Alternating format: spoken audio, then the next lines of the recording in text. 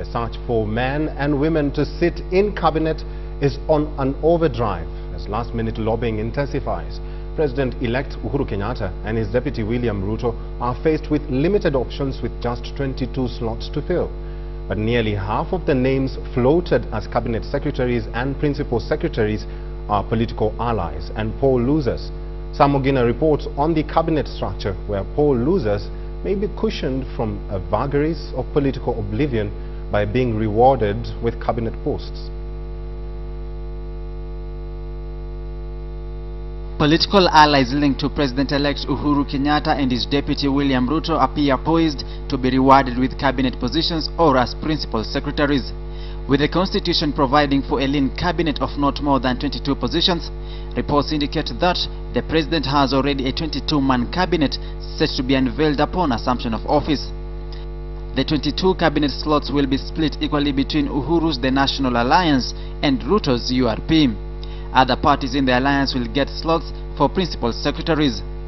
Nearly half of the names being touted for cabinet secretaries and principal secretaries positions are political allies linked to the Jubilee coalition who flopped in the March 4th elections.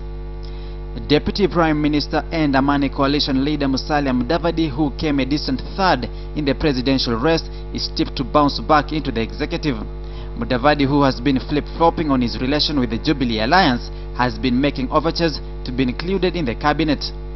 Another Western leader set to be considered for cabinet appointment is Justice Minister Eugene Wamalwa, who dropped his presidential ambition to support Mudavadi's bid. Equally, Water Minister Charity Ngilu, after losing the Kitui Senate battle, is hoping to make a swift return to cabinet.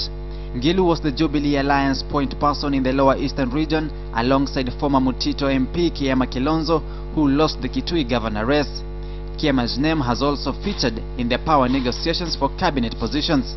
The former Muvita MP and Tourism Minister Najib Balala, after failing to deliver the coast region to the Jubilee Alliance, is lobbying to retain the crucial tourism docket, as is his coast counterpart Chirau Ali Makwere, who equally lost in the March 4th polls.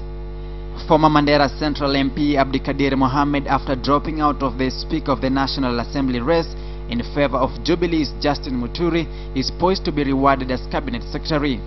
Abdikadir is said to be keen on the justice docket. Other poll losers lined up for a soft landing as either cabinet secretaries or principal secretaries are Finance Minister Njeru Githai, Eagle Alliance architect Raphael Tuju, Sports Assistant Minister Wavinya Ndeti, who recently decamped from CORD, and Shemo Chuodho, Paul Muite's running mate in the presidential race. Meanwhile, several ministries have been collapsed and consolidated into one to form a lean cabinet. The ministries of Livestock, Fisheries, Water, Cooperative Development and Irrigation have been swallowed to form the powerful Agriculture Ministry, to be under the URP docket in the portfolio balance.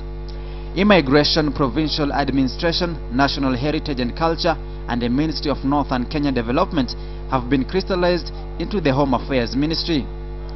Basic Education and Higher Education will now form the Education Ministry, while Public Health and Medical Services Ministries will now be under the Health Ministry.